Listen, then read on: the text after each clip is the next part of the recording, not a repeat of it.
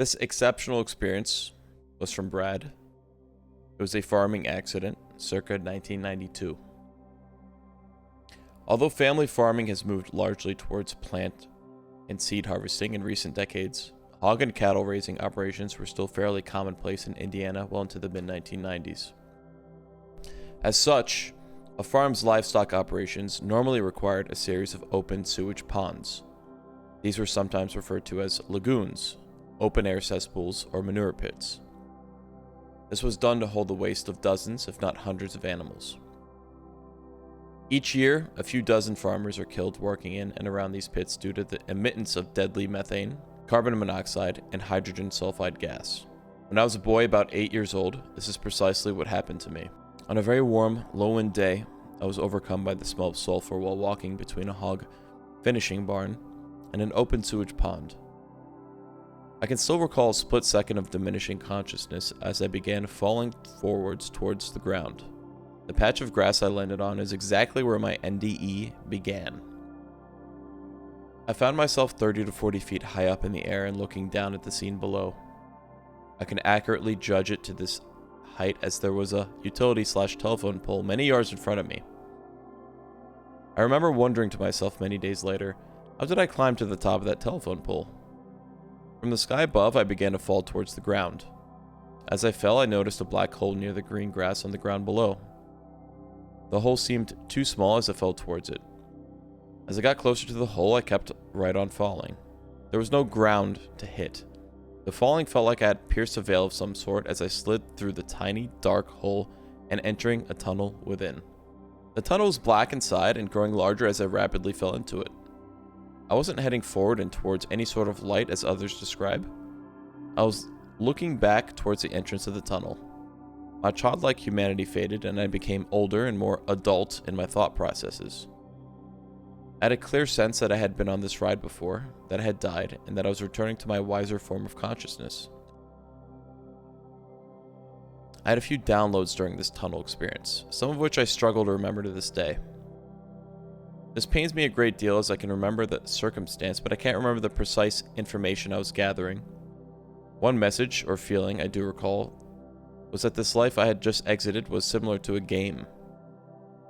There were many ways to play the game, and some ways were much better than others. I remember thinking to myself, gosh, I wish I could do that life over. How could I forget that? I wonder how far I could get if I could remember to do life that way. In these recollection moments of the tunnel ride, I was somewhat bummed that I didn't perform better in my short 8-year-old life. But it was a happy-go-lucky kind of bummed. At some point in here, the speed slowed and I entered a space with panoramic screens all around. It was like multiple TVs butted up next to one another. This was the beginning of a brief life review. I mainly saw images of my mother and sister, but I was very confused. I knew the time, place, and circumstance that I was witnessing, but it was as if I was experiencing it from a different angle in the room. It was deja vu, but from another vantage point, but I watched it differently this time. I will note that this was a deep, emotional, painful life review in my experience. It was not a physical pain. I felt what my mother and sister had felt in those moments and how my young words had affected them. It was a feeling of shame, regret, remorse, jealousy, and sadness, but multiplied times 1,000. These feelings that I took on grew to a crescendo. Those feelings and emotions were pouring into me and I could barely take it anymore. I wanted so badly for it to stop. Suddenly, those horrible human emotions just fell away. The pain was over in an instant. It was as if I was cleansed, and in a quick moment, I was spit right back into that dark tunnel. But this time, I was in a euphoric freefall. I haven't felt that kind of relief on Earth. Somehow from here, I ended up walking in a meadow. I knew this place. I loved it. This meadow was one of my absolute favorite places, despite never experiencing this anywhere on Earth. Still, I knew that I'd taken this walk before in these fields, in this crisp air. It was like a long walk home. Today, 30 plus years later, I find myself sad because I cannot remember more of the above-mentioned place and the happiness I had, and have had, in that meadow. Moreover, I cannot determine where the field led me per se. I found myself in a giant hall, or room. I had people who knew me here. They were family members and ancestors. It was as if they were lined up, like sitting on bleachers alongside a basketball court. I knew them all. Some were seemingly older and more matriarchal or patriarchal than others. I walked back and forth speaking with many of them. Again, I will note that I cannot name any of these people that I knew.